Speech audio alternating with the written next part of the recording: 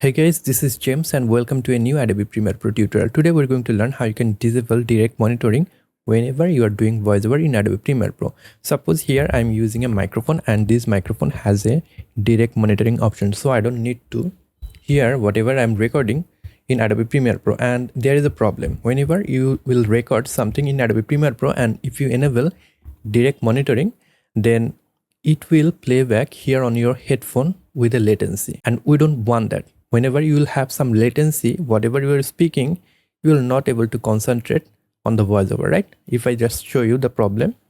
So here I want to record. If I select this track for solo recording just by clicking S, right? And now if I click on this voiceover record setting. Hey guys, this is James and welcome to new Adobe Premiere Prr. So here is the problem. You can see whenever I am speaking something, it is playing back here on my headphone with a latency, with a delay. We don't want that. So to stop that, what you need to do, you need to go to edit and then preference. If you're using Mac, you need to go to Premiere Pro and then settings, and there you'll see audio.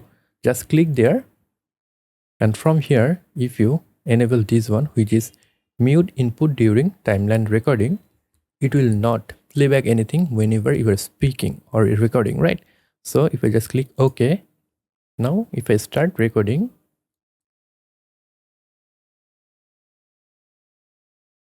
I can speak anything, but I'll not hear anything here. It will not repeat that. And I can still monitor whatever I am speaking because I am using the direct monitoring headphone out from this microphone. So if you're using a audio interface or recorder or microphone that has direct monitoring option, you can use that to monitor when you are doing voiceover, right? So that's a quick tip. If you are doing voiceover frequently, I think that will help you. That is all for today. I hope you have liked this video. If you have liked this video and learned something new from this one, then you can give me a thumbs up.